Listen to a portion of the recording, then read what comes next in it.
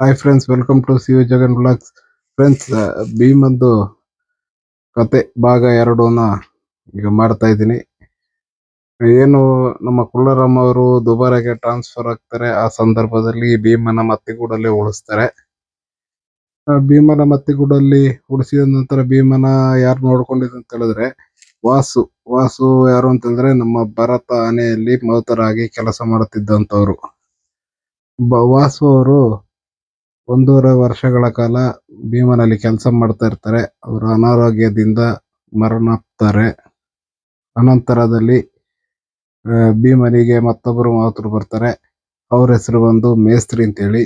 ಮೇಸ್ತ್ರಿ ಅವರು ಸಹ ಭೀಮನನ್ನ 1.5 ವರ್ಷಗಳ ಕಾಲ ನೋಡ್ಕೊಂಡಿರ್ತಾರೆ. ಆ ಸಂದರ್ಭದಲ್ಲಿ ಅವ್ರಿಗೂ ಅನಾರೋಗ್ಯದಿಂದ ಸಾವನ್ನಪ್ತಾರೆ. ಆ ಅಲ್ಲಿಂದ ಭೀಮ ಒಂದು 2-3 ತಿಂಗಳು ಆ ಹಾಗೆ ಇದ್ದಾಗ ನಮ್ಮ ಏನು ಗಜೇಂದ್ರ ಆನೆಯಲ್ಲಿ ಮಾವುತರಾಗಿ ಕೆಲಸ ಮಾಡುತ್ತಿದ್ದಂತ ಗಣಪತಿ ಅವರ ಮಗ ರಾಧಾಕೃಷ್ಣ. ರಾಧಾಕೃಷ್ಣ ಅವರು ಈಗ ಶ್ರೀಕಂಠದಲ್ಲಿ ಮಾವುತರಾಗಿದ್ದಾರೆ. ಈ ರಾಧಾಕೃಷ್ಣನವರು 8 ರಿಂದ 9 ವರ್ಷಗಳ ಕಾಲ ಭೀಮನಲ್ಲಿ ಕೆಲಸ ಮಾಡಿದ್ದಾರೆ. ಮತ್ತೆ ಭೀಮನನ್ನ ಚೆನ್ನಾಗಿ ನೋಡ್ಕೊಂಡಿರ್ತಾರೆ ರಾಧಾಕೃಷ್ಣನವರು. ಈ ಸಂದರ್ಭದಲ್ಲಿ ಭೀಮನಿಗೆ ಮತ್ತೊಬ್ಬರು ಮಾವುತರಾಗ್ತಾರೆ ರಾಧಾಕೃಷ್ಣನವರ ಜೊತೆಗೆ. ಅದು ಯಾರು ಅಂತ ಹೇಳಿದ್ರೆ ನಮ್ಮ ಶರೀಫ್ ಅವರು. ಶರೀಫ್ ಅವರು ಭೀಮನಲ್ಲಿ ಸೇರ್ಕೋತಾರೆ. ಇಬ್ರಾಳು ಭೀಮನಿಗೆ ಭಾರಿ ಅತ್ಯುತ್ತಮ ಪಾಠಗಳನ್ನ ಹೇಳಿಕೊಡ್ತಾರೆ. ಅಷ್ಟರಲ್ಲಿ ಭೀಮ ಭಾರಿ ಪುಂಡಾಟಿಕೆ ಮೆರೆತಿದ್ದ. ಈ ನಡುವೆ ಒಂದ್ ಸ್ವಲ್ಪ ಗ್ಯಾಪ್ ಸಿಕ್ಕಿದ ಸಂದರ್ಭದಲ್ಲಿ ಭೀಮನ ನೋಡ್ಕೊಳ್ಳೋಕೆ ಯಾರು ಇರೋದಿಲ್ಲ. ಆ ಸಂದರ್ಭದಲ್ಲಿ ಭೀಮ ಸ್ವಲ್ಪ ಪುಂಡಾಟಿಕೆಗಳನ್ನ ಕಲ್ತಿರ್ತಾರೆ. ಅದು ಪುಂಡಾಟಿಕೆ ಸ್ವಲ್ಪ ಏನಲ್ಲ, ತುಂಬಾ ಹೆವಿಯಾಗಿ ಪುಂಡಾಟಿಕೆ ಮಾಡ್ತಿದ್ದ. ಏನು, ಅಕ್ಕಪಕ್ಕದವರ ಮನೆಗೆ ಹೋಗೋದು, ಪಾತ್ರೆಗಳನ್ನ ಒಡೆಯೋದು, ಬಟ್ಟೆಗಳನ್ನ ಹರಿದು ಹಾಕೋದು, ಬೇಯಿಸ್ತಿದ್ದಂತ ಅನ್ನ ತಪ್ಪಲೆಗಳನ್ನ ಮಚ್ಚಿ ಹಾಕೋದು, ಈ ತರದ ಕೆಲಸಗಳು ಮಾಡ್ತಿದ್ದ. ಮತ್ತೆ ಇದರ ನಡುವೆ ಇನ್ನೊಂದು ಪುಂಡಾಟಿಕೆ ಕೆಲಸ ಏನು ಅಂತ ಹೇಳಿದ್ರೆ, ಈತನ ಕಾಡಿಗೆ ಮೇಯಕ್ ಬಿಟ್ರೆ ಮೆಲ್ಲೆ ಬಂದು ದೂರಕ್ಕಾಗಿ ಬಂದು ರಸ್ತೆ ಮಧ್ಯೆ ನಿಂತ್ಕೊಂಡು ವಾಹನಗಳನ್ನ ಅಡ್ಡಗಟ್ಟೋದು. ವಾಹನಗಳನ್ನ ಅಡ್ಡಗಟ್ಟಿ ಗಾಜುಗಳನ್ನ ಹೊಡೆಯೋದು, ಮಿರರ್ಗಳನ್ನ ಹೊಡೆಯೋದು, ಸೊಡ್ಡಿಲಾಕೋದು. ಸೊಡ್ಡಿಲಾಕಿ ಅವ್ರ ಬಟ್ಟೆ, ಬ್ಯಾಗು, ಮೇವು, ತಿನ್ನಕ್ಕಿರೋ ಏನಾದ್ರು ಆಹಾರ ಇದ್ರೆ ಕಿತ್ತು ತಗೊಬರೋದು, ಬಟ್ಟೆಗಳನ್ನೆಲ್ಲ ಹರಿದು ಮೈ ಮೇಲೆ ಹಾಕೊಂಡು ಬರುವಂತ ಕೆಲಸಗಳನ್ನೆಲ್ಲ ಮಾಡ್ತಾ ಇದ್ದ. ಕ್ಯಾಂಪಿನಲ್ಲಿ ಕೆರೆ ಕಡೆ ಯಾರಾದ್ರೂ ಹೆಂಗಸರುಗಳು, ಮಹಿಳೆಯರು ಬಟ್ಟೆ ತೊಳೆಯಲು ಹೋದರೆ ಮಕ್ಕಳನ್ನ, ಹೆಣ್ಮಕ್ಳನ್ನೆಲ್ಲ ಓಡಿಸಾಡ್ತಿದ್ದ ಭೀಮ. ಹೇಳಿದ್ರೆ ಸೋಪ್ ಎಲ್ಲ ತಗೊಂಡು ಹೋಗ್ತಾರೆ ಅಂತ ಅದು ಗೊತ್ತಿತ್ತು. ಈ ಸೋಪ್ ತಿನ್ನೋದಕ್ಕೋಸ್ಕರ ಅವ್ರನ್ನ ಬೆರೆಸಾಡಿ ಅವರು ಬಟ್ಟೆ ಗಿಟ್ಟೆ ಎಲ್ಲ ಬಿಸಾಕಿ ಓಡ್ತಿದ್ರು. ಸೋಪನ್ನೆಲ್ಲ ತಿಂದಾದ್ಮೇಲೆ ಹೋಗ್ಲಿಕ್ಕೆ ತೆಗೆದುಕೊಂಡು ಹೋದಂತ ಬಟ್ಟೆಗಳನ್ನೆಲ್ಲ ಹರಿದು ತನ್ನ ಮೈ ಮೇಲೆ ಹಾಕೊಂಡು ಬರ್ತಾ ಇದ್ದ. ಈ ತರ ಪುಂಡಾಟಿಕೆ ಮಾಡ್ಕೊಂಡಿದ್ದ ನಮ್ಮ ಮುದ್ದು ಭೀಮ.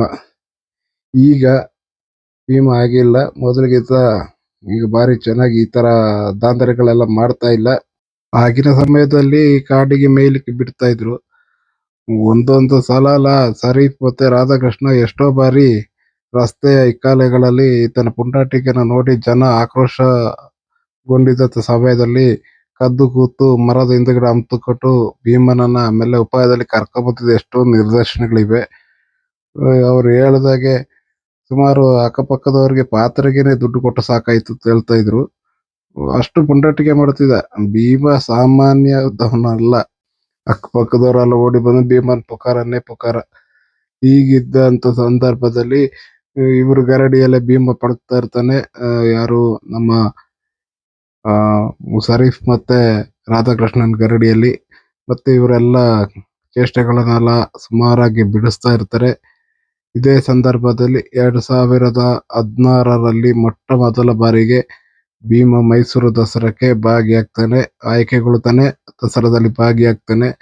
ಅದೇ ವರ್ಷ ನಮ್ಮ ಹಾಸನ ಭಾಗದಲ್ಲಿ ಕಾಡಾನೆ ಕಾರ್ಯಾಚರಣೆಗೆ ಹೋಗ್ತಾನೆ ಭೀಮ. ಅಲ್ಲಿಯೂ ಯಶಸ್ವಿ ಕಾರ್ಯಾಚರಣೆ ಮಾಡಿ ಬಂದು ಕ್ಯಾಂಪಲ್ಲಿ ಇದ್ದಂತ ಸಂದರ್ಭದಲ್ಲಿ, ರಾತ್ರಿ ಮೇಲಿಗೆ ಹೋದಂತ ಸಂದರ್ಭದಲ್ಲಿ, ಏನು ಅಯ್ಯಪ್ಪ ಅಂತೇಳಿ ಒಂದು ಕಾಡಾನೆ, ನಿಮ್ಗೆಲ್ಲ ಗೊತ್ತಿರ್ಬೋದು. ಅದು ವೀರಣ್ಣ ಹೊಸಳ್ಳಿ ಭಾಗದ ಆನೆ. ಆ ಆನೆ ಮದ ಬಂದಿದ್ದಂಥ ಸಮಯದಲ್ಲಿ ಭೀಮನ್ನ ಅಟ್ಯಾಕ್ ಮಾಡುತ್ತೆ. ಅದು ಸಣ್ಣದಾಗೇನು ಅಟ್ಯಾಕ್ ಮಾಡಲಿಲ್ಲ, ತುಂಬಾ ಮೇಜರ್ ಆಗಿ ಅಟ್ಯಾಕ್ ಮಾಡುತ್ತೆ. ಕಾಡಿಂದ ಭೀಮ ಬರುತ್ತೆ.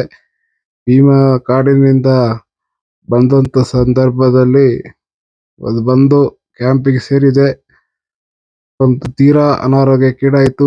ಭೀಮ ಆಗೋದಿಲ್ಲ ಅಂತೇಳಿ ತಿಳ್ಕೊಂಡಿದ್ರು. ದೇವರದೇ ಭೀಮ ಬದುಕಿದ. ಭೀಮನ ಸ್ಥಿತಿ ಹೇಗಿತ್ತು ಅಂದ್ರೆ ತುಂಬಾ ಚಿಂತಾಜನಕ.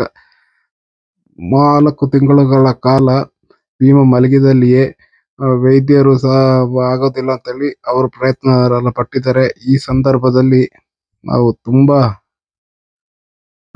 ನೆನೆಸ್ಕೊಳ್ಬೇಕಾದಂತ 2 ಹೆಸರು ಯಾವುದಲ್ಲ ಅಂತ ಹೇಳಿದ್ರೆ, ಆ 2 ಹೆಸರು ಹೇಳಕ್ ಮುಂಚೆ ಭೀಮನಿಗೆ 2 ಕಾವಡಿಗಳು ಕೆಲಸ ಮಾಡಿದ್ದಾರೆ. ಅದರಲ್ಲಿ ಒಂದು ಮನು ಅವರು, ಈಗ ಅವರು ಸಹ ಅನಾರೋಗ್ಯದಿಂದ ಮತ್ತಿಗೂಡು ಕ್ಯಾಂಪಿನಲ್ಲಿ ಟಿಕೆಟ್ ಕಲೆಕ್ಟ್ ಮಾಡೋ ಜಾಗದಲ್ಲಿ ಇರ್ತಾರೆ. ಇನ್ನೊಬ್ರು ಸಂಜು ಅಂತೇಳಿ ಅವರು ETF ಸಿಬ್ಬಂದಿಯಾಗಿದ್ದಾರೆ. ಮತ್ತೆ ನಾನು ಹೇಳಿದಂತ 2 ಹೆಸರುಗಳು ಯಾವಾಗಲೂ ನಾವು ನೆನಪಲ್ಲಿ ಇಟ್ಟುಕೊಳ್ಬೇಕಾದಂತ 2 ಹೆಸರುಗಳು ಅಂತ ಹೇಳಿದ್ರೆ, ಭೀಮನಲ್ಲಿ ಕಾವಡಿಯಾಗಿ ಕೆಲಸ ಮಾಡಿದಂತವ್ರು ಇಬ್ರಾಳು, ರಾಧಾಕೃಷ್ಣ ಮತ್ತೆ ರಾಜು. ಈ ಸಂದರ್ಭದಲ್ಲಿ ಏನಾಗ್ತದೆ ಅಂತ ಹೇಳಿದ್ರೆ, ಮೈಸೂರು ದಸರಾದಲ್ಲಿ ಭಾಗಿಯಾಗಿ ಹಾಸನದಲ್ಲಿ ಕಾರ್ಯಾಚರಣೆ ಮುಗಿದ ನಂತರ ಏನಾಗ್ತದೆ ಅಂತ ಹೇಳಿದ್ರೆ ಮತ್ತಿಗೂಡು ಕ್ಯಾಂಪಿಗೆ ಬರ್ತಾರೆ. ಆ ಸಂದರ್ಭದಲ್ಲಿ ಬನ್ನೇರುಘಟ್ಟದಲ್ಲಿ ಇದ್ದಂತ ರೌಡಿ ರಂಗ ಮತ್ತಿಗೂಡಿಗೆ ತರ್ತಾರೆ. ಮತ್ತಿಗೂಡಿಗೆ ತಂದಂತ ಸಂದರ್ಭದಲ್ಲಿ ನಮ್ಮ ರೌಡಿ ರಂಗನಿಗೆ ಮಾವುತರ ಇರೋದಿಲ್ಲ.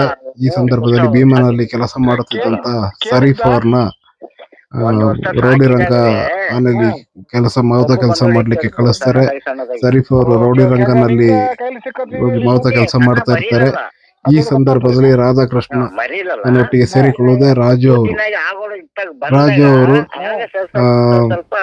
ಬಳ್ಳೆಯಿಂದ ಬಂದು ಇಲ್ಲಿ ಡೆಪ್ಯುಟೇಷನ್ ಆಗುತ್ತೆ, ಇಲ್ಲಿ ಕೆಲಸ ಸೇರಿಕೊಳ್ತಾರೆ. ಕೆಲಸ ಸೇರಿಕೊಂಡಾಗ ರಾಧಾಕೃಷ್ಣನೊಟ್ಟಿಗೆ ಸೇರಿಕೊಳ್ತಾರೆ. ಈ ಸಂದರ್ಭದಲ್ಲಿ ಭೀಮನಿಗೆ ಕಾಡನೆದಾದ ಗಾಯದಲ್ಲಿ ಜೀವನ್ ಮರಣ ಸ್ಥಿತಿ ತಲುಪುತ್ತೆ. ಈ ಸಂದರ್ಭದಲ್ಲಿ ಅವರಿಬ್ಬರ ಹೆಸರುಗಳನ್ನ ಯಾವಾಗಲೂ ಭೀಮನ ಕೊನೆ ಉಸಿರು ಇರುವವರೆಗೂ ಅದು ದಾಖಲೆನೆ ಅಂತ ಹೇಳ್ಬೋದು. ಎಲ್ಲ ವೈದ್ಯರುಗಳು ಆಗೋದನ್ನ ಪ್ರಯತ್ನ ಎಲ್ಲ ಮಾಡಿದರೆ, ಈ ರಾಧಾಕೃಷ್ಣ ಮತ್ತೆ ರಾಜು ಅವರು ಏನ್ ಮಾಡಿದ್ರು, ಭೀಮನಿಗೆ ಲದ್ದಿ ಹೊರಗಡೆ ಬರ್ತಾ ಇರ್ಲಿಲ್ಲ. ಇವರು ಹೊಟ್ಟೆ ಒಳಗಡೆ ಕೈ ಹಾಕಿ ಆ ಲದ್ದಿಯನ್ನು ಎಳೆದಿದ್ದಾರೆ. 2 ಜನನು ಸೇರ್ಕೊಂಡು ಲದ್ದಿನ ಎಳೆದು, ಆ ಲದ್ದಿ ಯಾವಾಗ ಹೊರಗಡೆ ಬಂತು ಆ ಟೈಮ್ ಇಂದನೆ ಭೀಮ ಮೆಲ್ಲೆ ಎದ್ದು ನಿಲ್ಲಲು ಪ್ರಾರಂಭಿಸ್ತಾನೆ. ಎಲ್ಲರೂ ಖುಷಿಯಾಗುವಂತ ಸಂದರ್ಭ. ಆ ಲದ್ದಿ ಎಳೆದ ನಂತರ ಭೀಮ ಮೆಲ್ಲೆ ಮೆಲ್ಲೆ ಮೆಲ್ಲೆ ಸ್ವಲ್ಪ ನಿಲ್ಲಕ್ಕೆ ಪ್ರಯತ್ನ ಪಟ್ಟು ನಿಲ್ತಾನೆ. ಅಲ್ಲಿವರೆಗೆ ಒಂದು ನೀರು ಸಹ ಕುಡಿತಿತ್ತಿಲ್ಲ ಭೀಮ 2-3 ದಿನಗಳಿಂದ. ಅಲ್ಲಿಂದ ಮೆಲ್ಲೆ ಸ್ವಲ್ಪ ಸ್ವಲ್ಪ ಸ್ವಲ್ಪ ನೀರು ಎಲ್ಲ ಕುಡಿದು ಮೇವೆಲ್ಲ ತಿನ್ನಕ್ ಸ್ಟಾರ್ಟ್ ಆಗುತ್ತೆ. ಭೀಮ ಚೇತರಿಸಿಕೊಳ್ಳೋದು 4 ತಿಂಗಳು. ಆ ರಾಜು ಮತ್ತೆ ರಾಧಾಕೃಷ್ಣನ ಆ ಪ್ರಯತ್ನದಿಂದ ಭೀಮ ಇವತ್ತು ನಮ್ಗೆಲ್ಲರ ಎದುರುಗಡೆ ನಿಂತಿದ್ದಾನೆ. ಆ 2 ಹೆಸರನ್ನ ಮಾತ್ರ ಮರೀಲಿಕ್ಕೆ ಸಾಧ್ಯನೇ ಇಲ್ಲ. ಈಗ ರಾಜು ಅವರು ಕೆಲಸ ಮಾಡ್ತಿದ್ದಂತ ಸಂದರ್ಭದಲ್ಲಿ ಅವ್ರಿಗೆ ಡೆಪ್ಯುಟೇಷನ್ ಬಂದು ಅರ್ಜುನನಲ್ಲಿ ಕಾವಡಿ ಕೆಲಸಕ್ಕೆ ಅಂತ ಆಗುತ್ತೆ. ಅವರು ಬಳ್ಳೆಗೆ ಹೋಗ್ತಾರೆ.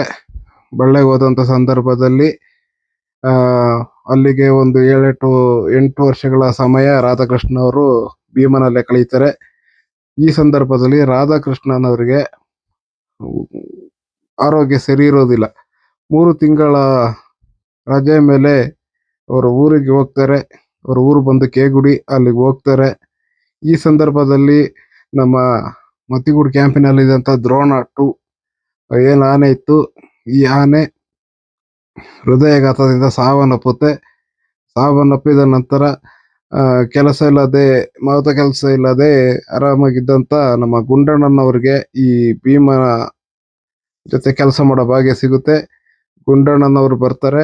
ಗುಂಡಣ್ಣನವರು ಬಂದು ಭೀಮನಿಗೆ ಮಾವುತನಾಗಿ ಕೆಲಸ ಮಾಡ್ತಾರೆ. ಇದೇ ಸಂದರ್ಭದಲ್ಲಿ ಮಾವುತರು ಇರೋದಿಲ್ಲ, ಕಾವಡಿ ಇರುವುದಿಲ್ಲ. ಕಾವಡಿ ಅಶೋಕ ಆನೆಯಲ್ಲಿ ಕೆಲಸ ಮಾಡುತ್ತಿದ್ದಂತ ನಮ್ಮ ನಂಜುಂಡಸ್ವಾಮಿಯವರು ಭೀಮನಿಗೆ ಕಾವಡಿಯಾಗಿ ಬರ್ತಾರೆ. ಕಳೆದ 5 ವರ್ಷಗಳಿಂದ ಭೀಮನ ನೋಡ್ಕೊಳ್ಳುವಂತ ಇವರಿಬ್ಬರು ಯಾರು, ನಮ್ಮ ಗುಂಡಣ್ಣ ಮತ್ತೆ ನಮ್ಮ ನಂಜುಂಡಸ್ವಾಮಿಯವರು ಭೀಮನ ಭಾರಿ ಚೆನ್ನಾಗಿ ನೋಡ್ಕೊತಾ ಇದ್ದಾರೆ. ಅವರು ಬಂದ ಮೇಲೆ ಈಗ ಭೀಮ ದಸರಾದಲ್ಲಿ ಭಾಗಿಯಾಗ್ತಾನೆ. ದಸರಾದಲ್ಲಿ ಭಾಗಿಯಾಗಿ 2-3 ವರ್ಷಗಳಾಯ್ತು. ತುಂಬಾ ಹೆಸರು ಮಾಡಿದ್ದಾನೆ. ಈಗ ಹೆಚ್ಚು ಕಮ್ಮಿ ಕರ್ನಾಟಕದ ಕ್ರಶ್ ಅಂತ ಹೇಳಿ ಹೇಳ್ಬೋದು. ಭೀಮನಿಗೆ ಹೈಯೆಸ್ಟ್ ಫ್ಯಾನ್ ಫಾಲೋವರ್ಸ್ ಇದ್ದಾರೆ. ಹೇಗೆ ನಮ್ಮ ಅರ್ಜುನ್ ಅಭಿಮನ್ಯು ಇದ್ದಾರೋ ಅದೇ ರೀತಿ ಭೀಮನಿಗೂ ಹೈಯೆಸ್ಟ್ ಫ್ಯಾನ್ಸ್ ಫಾಲೋವರ್ಸ್ ಇದ್ದಾರೆ ಕರ್ನಾಟಕದಲ್ಲಿ. ಈ ಫ್ಯಾನ್ ಫಾಲೋವರ್ಸ್ಗೆ ಕಾರಣ ನಾವು ಈ 2 ಹೆಸರು ಯಾವುದಲ್ಲ ಅಂತ ಹೇಳಿದ್ರೆ ನಮ್ಮ ಗುಂಡಣ್ಣ ಹಾಗೂ ನಂಜುಂಡಸ್ವಾಮಿ. ಭಾರಿ ಹೊಂದಾಣಿಕೆಯಲ್ಲಿ ಆನೆಯನ್ನ ಭಾರಿ ಚೆನ್ನಾಗಿ ನೋಡ್ಕೊತಾ ಇದ್ದಾರೆ. ಈಗ ನಂಜುಂಡನವ್ರಿಗೂ ಪ್ರಮೋಷನ್ ಆಗಿದೆ. ಪ್ರಮೋಷನ್ ಆಗಿ ಮಾವುತರಾಗಿದ್ದಾರೆ. ಮುಂದೊಂದು ದಿನ ಇಬ್ಬರಲ್ಲಿ ಯಾರಾದರೂ ಕೆಲಸ ಬಿಡಬಹುದು. ಆದರೆ ಅವ್ರಿಗೆ ಆ ತರದ ಮನಸ್ಥಿತಿ ಇಲ್ಲ. ನನಗೆ ಪ್ರಮೋಷನ್ ಆಯ್ತು ಅಂತೇಳಿ ಆನೆ ನೋಡ್ಕೊಳ್ಳೋದಿರುವಂತದ್ದು ಯಾವುದು ಇಲ್ಲ. ಈಗಲೂ ಭಾರಿ ಅಚ್ಚುಕಟ್ಟಾಗಿ ಇಬ್ಬರು ಸೇರಿಕೊಂಡು ಆನೆ ನೋಡ್ಕೊತಾ ಇದ್ದಾರೆ. ಇಬ್ಬರ ಹೊಂದಾಣಿಕೆ ಭಾರಿ ಚೆನ್ನಾಗಿರೋದು. ನಾನು ಸಾಮಾನ್ಯವಾಗಿ ಅವರಿಬ್ಬರಲ್ಲಿರುವಂತ ಹೊಂದಾಣಿಕೆಯನ್ನು ಬೇರೆ ಯಾವ ಆನೆ ಮಾವುತರಲ್ಲೂ ನಾನು ನೋಡಿಲ್ಲ. ತುಂಬಾ ಚೆನ್ನಾಗಿ ಹೊಂದಾಣಿಕೆ ಮಾಡ್ಕೊಂಡು ಆನೆ ನೋಡ್ಕೊತಾ ಇದ್ದಾರೆ. ಅವ್ರಿಗೆ ಯಾರಿಗೆ ಕೆಲಸ ಬೇರೆ ಆನೆ ಬಂದ್ರು ಅವ್ರಿಬ್ಬರಲ್ಲಿ ಯಾರಾದ್ರೂ ಒಬ್ರು, ಮೋಸ್ಟ್ಲಿ ನನ್ನ ಅನಿಸಿಕೆ ಪ್ರಕಾರ ಗುಂಡಣ್ಣನವರು ಭೀಮನಲ್ಲಿ ಇರ್ಬೋದು, ನಂಜುಣ್ಣನವರು ಹೊಸ ಆನೆ ಬಂದ್ರೆ ಹೋಗ್ಬೋದು. ಯಾಕಂತಂದ್ರೆ ಒಂದು ಆನೆಗೆ ಒಂದೇ ಮಾವುತ ಮತ್ತೆ ಒಬ್ಬ ಕಾವಡಿ. ಈಗ ಇಬ್ಬರಲ್ಲಿ ಮಾವುತರಾಗಿರೋದರಿಂದ ನಂಜುಂಡಸ್ವಾಮಿ ಹೊಸ ಆನೆ ಏನಾದ್ರು ಬಂದ್ರೆ ಹೋಗ್ಬೋದು. ಅವರು ಹೋಗೋದು ಬೇಜಾರನೆ, ಅವ್ರು ಇದ್ರೇನೆ ಚೆನ್ನಾಗಿರೋದು. ಯಾಕೆಂತ ಹೇಳಿದ್ರೆ ಅವರಿಬ್ಬರಲ್ಲ ಗರಡಿಯಲ್ಲಿ ಭೀಮಪ್ಪಳಿಗೆ ಇಷ್ಟೊಂದು ಹೆಸರು ಮಾಡಿದೆ ಅಂತಂದ್ರೆ ನಮಗೆಲ್ಲ ನಮ್ಮ ಕರ್ನಾಟಕಕ್ಕೆ ಒಳ್ಳೆಯ ಹೆಸರು.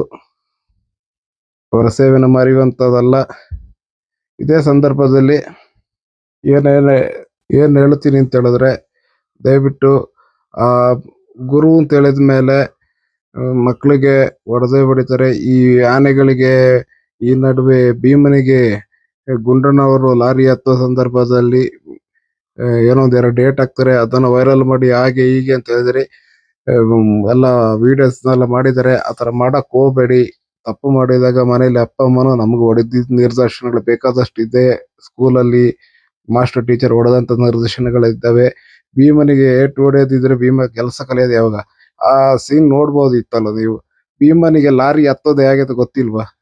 ಅದು ಡೋರ್ ಯಾವ ಕಡೆ ಇಟ್ಟಿದ್ರು ಅದು ಯಾವ ಕಡೆಯಿಂದ ಹತ್ಲಿಕ್ಕೆ ಟ್ರೈ ಮಾಡ್ತಿತ್ತು ಅಂತಾನೆಲ್ಲ ಸುಮ್ಮನೆ ಆದರೂ TRPಗೋಸ್ಕರ ವಿಡಿಯೋ ಓಡ್ಲಿ ಅಂತೇಳಿ ಆ ಥರದೆಲ್ಲ ಮಾಡಕ್ ಹೋಗ್ಬೇಡಿ. ವಿಡಿಯೋ ಓಡಿದ್ರು ಸರಿ, ಓಡೋದಿದ್ರು ಸರಿ.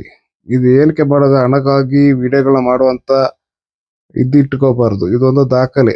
ನೀವು ಮಾಡಿದಂತ ಚಾನಲ್ ನೀವು ನೋಡ್ಬೋದು, ಸಾವಿರಾರು ಜನ, ಲಕ್ಷಾಂತರ ಜನ ನೋಡ್ತಾರೆ. ನಿಮ್ಮ ಕುಟುಂಬದವ್ರು ನೋಡ್ತಾರೆ. ನಾಳೆ ಅದೊಂದು ದಾಖಲೆ ಆಗಿದ್ರೆ ಮೊಬೈಲ್ ಅಲ್ಲಿ, ಯೂಟ್ಯೂಬ್ ಅಲ್ಲಿ ದಾಖಲೆ ಆಗಿದ್ರೆ ನಿಮ್ಮ ಮರಿ ಮಕ್ಕಳು, ಮೊಮ್ಮಕ್ಕಳು ಯಾರು ಬೇಕಾದ್ರೂ ನೋಡ್ಬೋದು. ಅದಕ್ಕೆ ಹೇಳ್ತಾ ಇದ್ದೀನಿ, ಅಂತದನ್ನೆಲ್ಲ ಹಾಕ್ಬೇಡಿ. ಒಂದು ಆನೆ ಅಂತ ಹೇಳಿದ್ರೆ ಕಾಡಿಂದ ಇಟ್ಕೊಂಡ್ಬಂದು ಆನೆಗೆ ಬೇಡಿ ಹಾಕದೆ ಬರೀ ಕಾಲ ನಡೆಸ್ಕೊಂಡು ಹೋಗ್ಲಿಕ್ಕೂ ಸಾಧ್ಯ ಇಲ್ಲ. ಅವು ಕೆಲವೊಂದು ಪಾಠ ಇಂತಿಂತ ಸಮಯ ಇರ್ತವೆ. ಯಾಕಂತಂದ್ರೆ ಅವು ಪ್ರಾಣಿಗಳು ಯಾವ ಸಂದರ್ಭದಲ್ಲಿ ಯಾವ ತರ ಆಡ್ತಾರೆ ಅಂತ ಹೇಳಲಿಕ್ಕೆ ಆಗಲ್ಲ. ಅಂತ ಸಂದರ್ಭದಲ್ಲಿ ನಮಗೂ ನಿಮಗೂ ಏನಾಗಲ್ಲ. ಅದರ ಬಳಿ ಇರುವಂತವರಿಗೇನೆ, ಮಾವುತ ಕಾವಡಿಗಳಿಗೇನೆ ಏಟಾಗೋದು. ಅದಕ್ಕೆ ದಯವಿಟ್ಟು ಅಂತ ವಿಡಿಯೋಗಳನ್ನೆಲ್ಲ ಹಾಕಿ ಪೋಸ್ಟ್ ಮಾಡಕ್ ಹೋಗ್ಬೇಡಿ. ಅದು ಏನಾಗಲ್ಲ. ಅವರು ವರ್ಚಸ್ಸಿಗೆ ಧಕ್ಕೆ ಆಗ್ತದೆ ಅಷ್ಟೇ. ಅವರು ತುಂಬಾ ಬೇಜಾರು ಪಟ್ಕೊಳ್ತಾರೆ. ಇಷ್ಟು ಚೆನ್ನಾಗಿ ನೋಡ್ಕೊಂಡಿರೋದಕ್ಕಿಂತನೆಲ್ಲ ಆಗ್ತಾ ಇರ್ತಾರೆ. ಅವ್ರಿಗೂ ಒಂಥರ ಮನಸ್ತಾಪಗಳು ಬರ್ತವೆ. ಅವ್ರಿಗೂ ಒಂದು ಜೀವನ ಅಂತಿದೆ. ಅವ್ರಿಗೂ ಒಂದು ಜೀವನ ಅಂತ ಇದ್ದಂತ ಸಂದರ್ಭದಲ್ಲಿ ಅವ್ರು ಫೀಲಿಂಗ್ ಮಾಡ್ಕೋತಾರೆ. ಆ ತರ ಚಾನ್ಸ್ ಎಲ್ಲ ಮಾಡ್ಕೊಡ್ಬೇಡಿ ದಯವಿಟ್ಟು. ಮುಂದೊಂದು ದಿನ ಮಾತಾಡಿಸ್ಕೆ ಸಂದರ್ಭ ಸಿಕ್ಕಿದಂತ ಸಂದರ್ಭದಲ್ಲಿ ನಾನು ಗುಂಡಣ್ಣನ ಯಾರನ್ನಾದ್ರೂ ಮಾತಾಡಿಸ್ತೀನಿ. ಯಾಕಂತ ಹೇಳಿದ್ರೆ ಈಗ ಯಾರಾದ್ರೂ ಮಾತಾಡ್ಸಕ್ ಹೋದ್ರೆ ಎಲ್ಲಾರು ಮಾತಾಡ್ಸಕ್ಕೆ ಅಪಹಪಿಸ್ತಾರೆ. ಅವ್ರಿಗೆ ತೊಂದರೆ ಆಗುತ್ತೆ.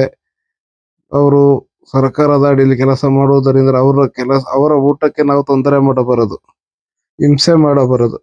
ನಮ್ಗೆ ಎಷ್ಟು ತಿಳಿದಿದೆಯೋ ಬೇರೆಯವ್ರದ್ದು ಕೇಳಿ ತಿಳ್ಕೊಳ್ಳೋಣ. ತಿಳ್ಕೊಂಡ ಕಥೆನ ನಾವೇ ಹೇಳೋಣ. ಇಷ್ಟ ಆದವ್ರಿಗೆ ಇಷ್ಟ ಆಗ್ಲಿ, ಆಗದಿರೋರ್ಗೆ ಏನ್ ಮಾಡಿದ್ರು ಆಗೋದಿಲ್ಲ. ಏನ್ ಮಾಡೋಣ? ಎಲ್ಲವನ್ನು ಸಹಿಸ್ಕೊಂಡು ಹೋಗ್ಬೇಕು. ಎಲ್ಲರಿಗೂ ಒಂದೇ ತರ ಬುದ್ಧಿ ಇರಲ್ಲ ಅಲ್ಲ. 10 ಬೆರಳು ಒಂದೇ ತರ ಇರೋದಿಲ್ಲ. ನೋಡ್ಕೊಂಡು ಹೋಗೋಣ. ಕರ್ನಾಟಕದ ಕ್ರಶ್ ಭೀಮಾ ಹೀಗೆ ಇರ್ಲಿ, ಇದೇ ತರ ಹೆಸರು ಮಾಡ್ಲಿ, ಕರ್ನಾಟಕದ ಕೀರ್ತಿ ಪತಾಕೆಯನ್ನ ಆರಿಸಲಿ. ಈಗ ಆರಿಸಿದಾನೆ, ಮತ್ತಷ್ಟು ಉತ್ತುಂಗಕ್ಕೆ ಏರಲಿ ಅಂತೇಳಿ ನಾನು ಈ ಸಂದರ್ಭದಲ್ಲಿ ಭೀಮನ್ ಬಗ್ಗೆ ಮಾತಾಡಿದ್ದೀನಿ. ವಿಡಿಯೋ ಖುಷಿ ಆದ್ರೆ ಲೈಕ್ ಮಾಡಿ, ಶೇರ್ ಮಾಡಿ, ಕಾಮೆಂಟ್ ಮಾಡಿ. ಓಕೆ ಫ್ರೆಂಡ್ಸ್, ಧನ್ಯವಾದ.